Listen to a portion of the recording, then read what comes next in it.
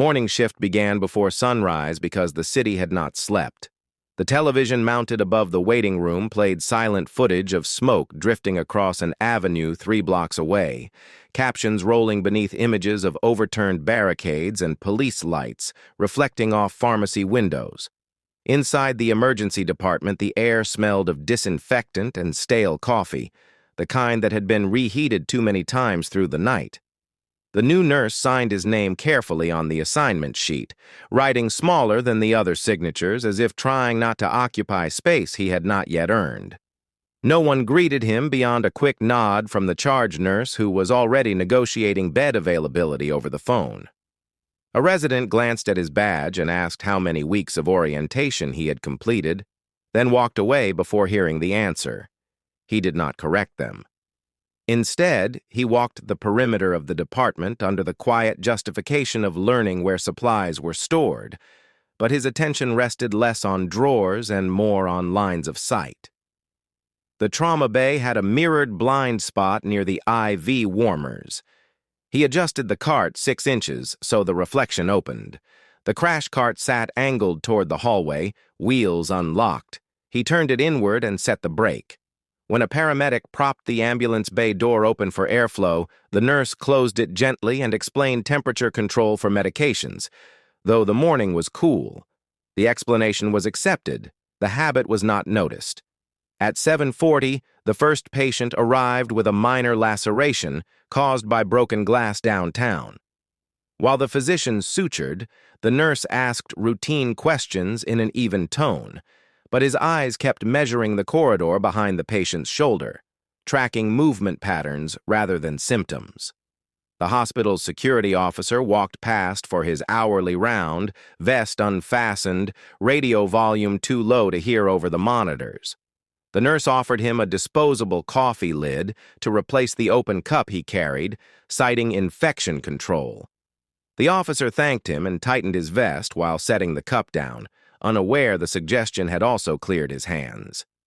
Mid-morning, the waiting room filled with people who were not injured yet unwilling to remain outside. They carried backpacks, grocery bags, and the brittle quiet of people listening for noise through walls. Overhead, pages began calling for additional staff from other floors. A stretcher was left parked across a secondary hallway. The nurse moved it against the wall under the pretense of improving access for wheelchairs, though it also opened a path from triage to the exit. The charge nurse finally noticed him repositioning equipment and told him not to rearrange established workflow on his first day. He apologized and returned the linen hamper halfway back to where it had been, leaving just enough clearance to see through the gap between curtains. At noon, a sharp sound echoed faintly through the ventilation system, something heavier than a door slam but distant enough that conversations resumed after a pause. Several staff checked their phones simultaneously. He did not. He watched the ceiling grid as dust trembled from vibration, counting the seconds until the echo faded. Later, while restocking saline, he placed 2 extra pressure dressings inside the top trauma drawer and signed for only one, paying for the other from his own pocket at the supply kiosk because unused stock required approval. The unit secretary laughed when she noticed and told him he would never keep up that habit here. He nodded as though she were right. An elderly patient asked if the hospital was safe today. He answered yes without emphasis, then quietly guided her bed so its headboard faced away from the main entrance, explaining glare from the lights. The afternoon heat thickened the air, and the smell of smoke seeped faintly into the ambulance corridor each time the doors cycled open. Radios outside grew more frequent, their bursts overlapping instead of spacing apart. During a brief lull, he stood beside the medication counter, appearing to review dosage charts while actually watching reflections in the glass of a darkened monitor, tracking silhouettes approaching before they reached the doorway. A physician noticed him staring and asked if he felt overwhelmed. He said he was just making sure he remembered where epinephrine was stored. The physician reassured him he would learn with time. At 15:12, a man ran through the waiting room without checking in, not bleeding, just moving fast, eyes turned backward toward something no one else could see yet. The clerk stood halfway from her chair, uncertain whether to call security or triage him. The nurse stepped forward and held the inner door open so the man would not collide with it, then guided him toward the public restroom instead of deeper into treatment bays. He locked the restroom after the man entered and handed the clerk the key, telling her to keep it until security arrived because the lock stuck sometimes. She thanked him for thinking ahead. 5 minutes later, security reported crowds forming near the ambulance entrance. The charge nurse ordered doors monitored but not locked to allow incoming patients. The nurse said nothing. He simply finished labeling a syringe, set it carefully on the tray, and moved a supply cart one position closer to the hallway corner, where the floor markings narrowed foot traffic into a single line. The shouting outside became clearer, not loud yet, but organized into waves that rose and fell. Several staff gathered near the desk to listen. He remained at the counter, shoulders relaxed, breathing steady, attention fixed on the automatic doors as their motion sensors flickered more frequently than footsteps explained. The first impact rattled the glass just enough to ripple water in a paper cup. Conversations stopped. Someone whispered that it was probably nothing. The nurse did not answer. He watched the handle instead of the window, waiting for the moment movement would choose a direction. The handle moved before anyone reached it from inside. A metallic scrape pressed through the seal, and the automatic doors parted against their normal rhythm, one panel striking the stopper hard enough to echo down the hall. Two visitors stumbled backward from the waiting room as a man forced his way in, shoulders rigid, breathing fast but controlled. The rifle in his hands wavered not from weakness but from uncertainty, the muzzle rising and falling as if searching for instruction. Someone shouted for security. Another voice called a code that overlapped itself and dissolved into silence when no one remembered the exact wording. The resident nearest the desk froze halfway through dialing a phone. The charge nurse stepped forward and then stopped, the calculation visible and unfinished. The new nurse did not step toward the man. He stepped sideways, placing the medication counter between himself and the open hallway while keeping the attacker within peripheral vision. His hand stayed visible, empty, resting lightly on the edge of a tray so they would not draw attention. He watched the man's shoulders rather than the weapon, noting the tension held high in the trapezius, the locked elbows, the stance too narrow to absorb recoil. The weapon was held but not owned. A patient cried behind a curtain. The man turned toward the sound, and in that brief pivot, the nurse moved, not closer to the threat, but toward the people who would run the wrong way. He touched the elbow of a technician and guided her behind the supply alcove under the tone of routine direction, telling her oxygen tanks needed checking. She obeyed automatically, pulling another staff member with her. He lowered a light above an empty bay, dimming the brightest point in the corridor so the man's attention drifted away from it. The security officer appeared at the far entrance and raised his radio. The nurse shook his head once, small enough that only the officer saw, then pointed subtly toward a side exit. The officer hesitated, then moved to clear the waiting area instead of confronting. The man advanced 3 steps into the ER, boots slipping slightly on polished tile, eyes darting across curtains that hid shapes he could not identify. The nurse picked up a clipboard and walked at an angle that intersected the man's path without blocking it, stopping 2 arm lengths away as though waiting for a chart signature. He spoke in the same tone used for confused patients, low and even, asking if the man was hurt. The question stalled motion for a second. During that second, the clerk locked the inner triage door behind the last family member without noise. The rifle's muzzle dipped a fraction as the man answered nothing, breath shaking once. The nurse nodded as if an answer had been given and gestured gently toward the wider corridor where fewer people remained, giving space rather than command. The man followed the space.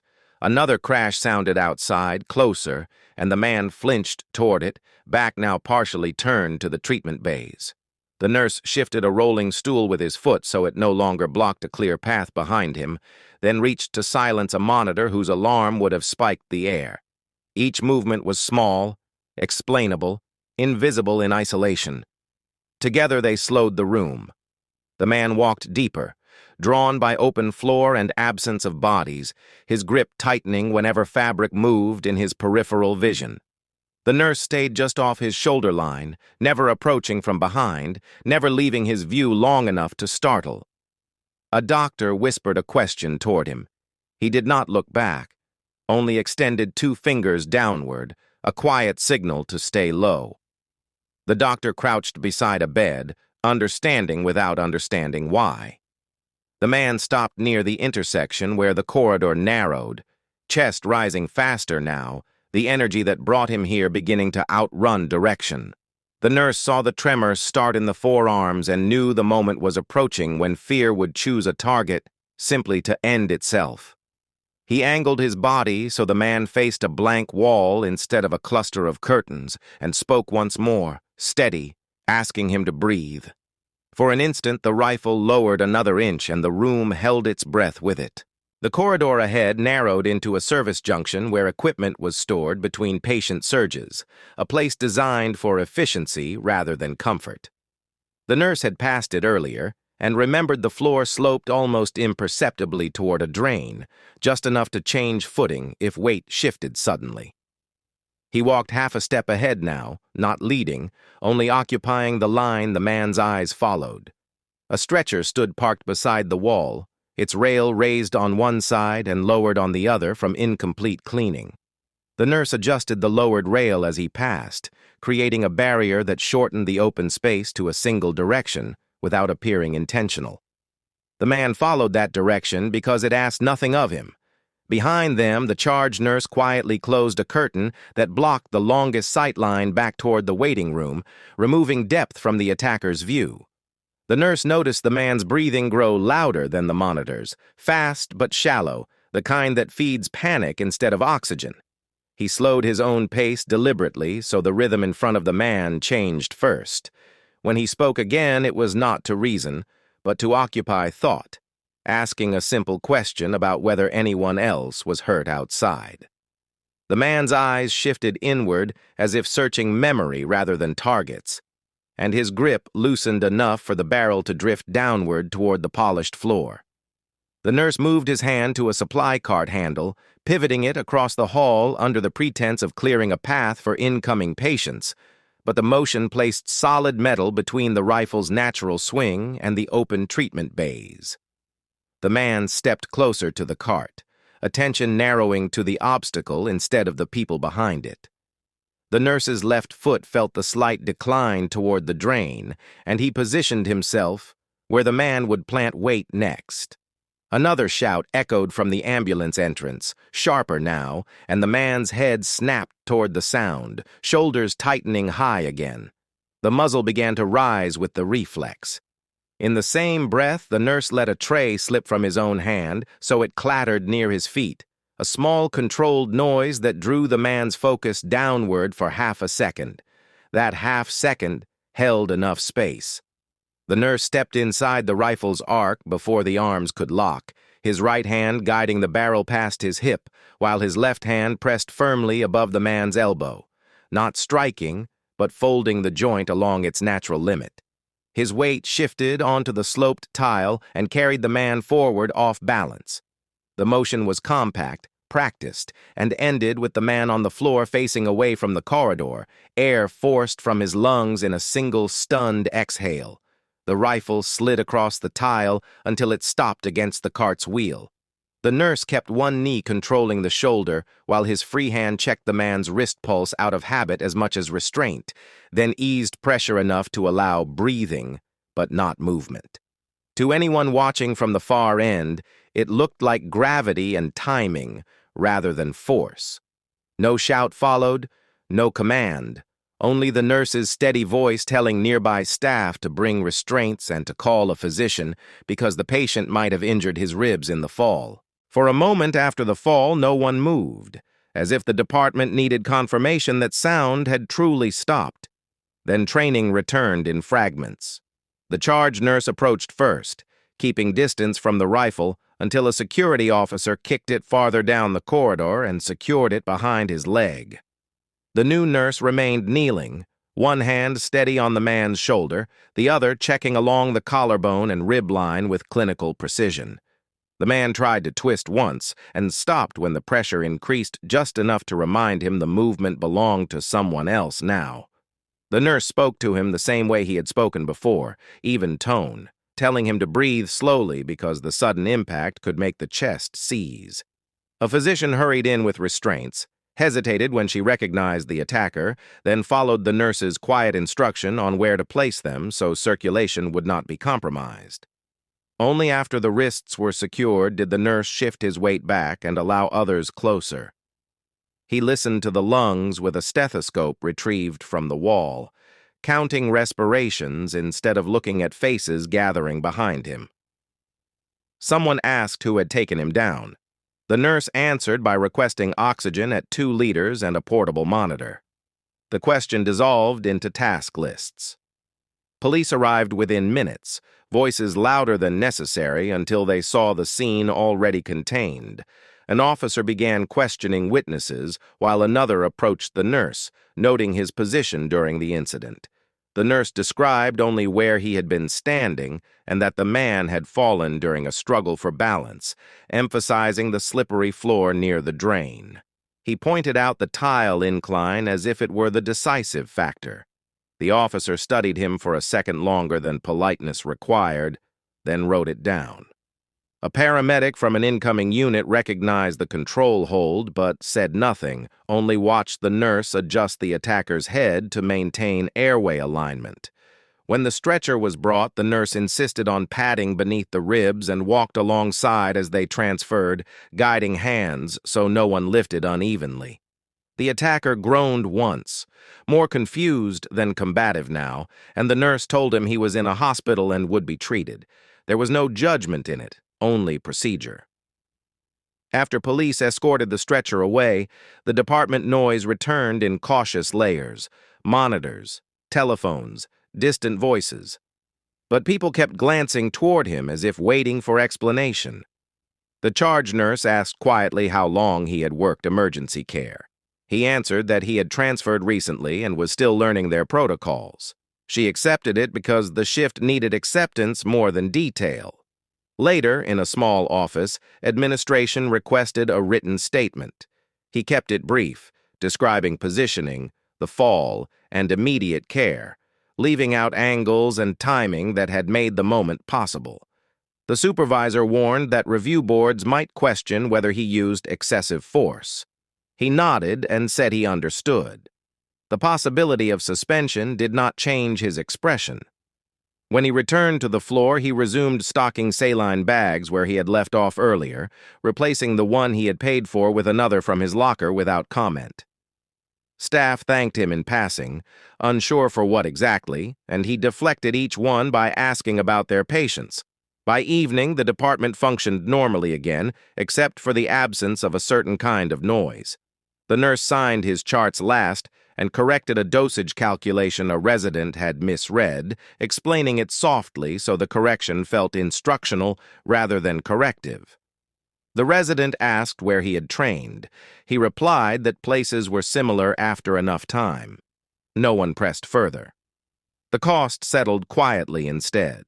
Paperwork, review, and the likelihood that his first week might also be his last, accepted without visible regret, as he prepared the next medication tray with steady hands. Night settled over the hospital in the slow way it does after a day that refuses to end. The halls dimmed, and the waiting room nearly empty except for the television repeating muted footage from earlier hours. The staff changed shifts with softer voices than usual, each retelling shorter than the last, until the event became something carried in looks instead of words. The new nurse finished his final chart check and placed the pen precisely beside the keyboard, aligning it out of habit rather than thought.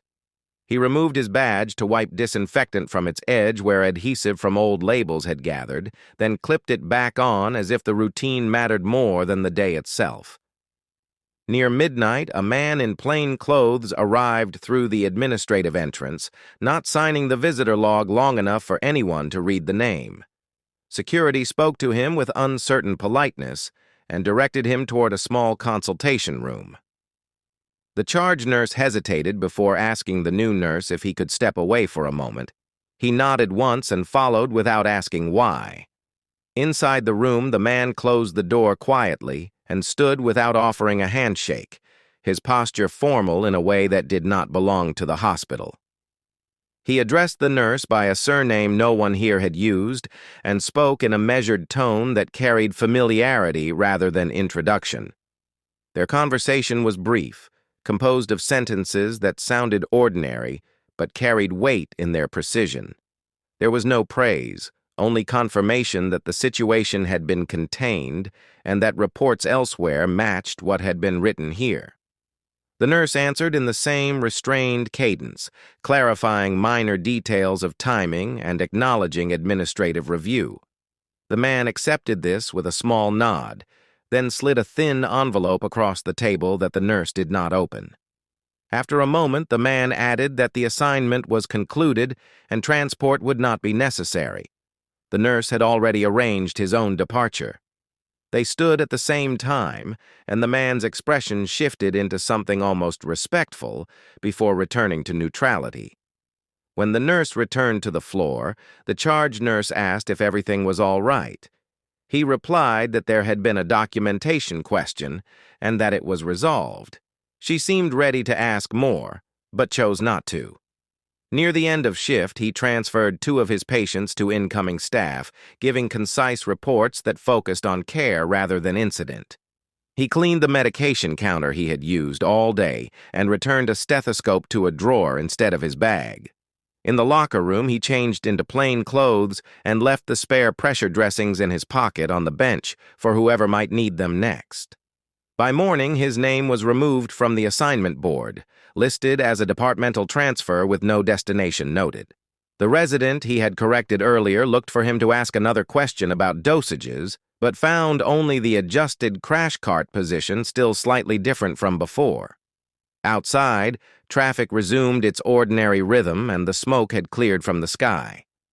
The hospital remembered the day as a crisis that ended quickly, attributed to quick reactions and luck. No one could agree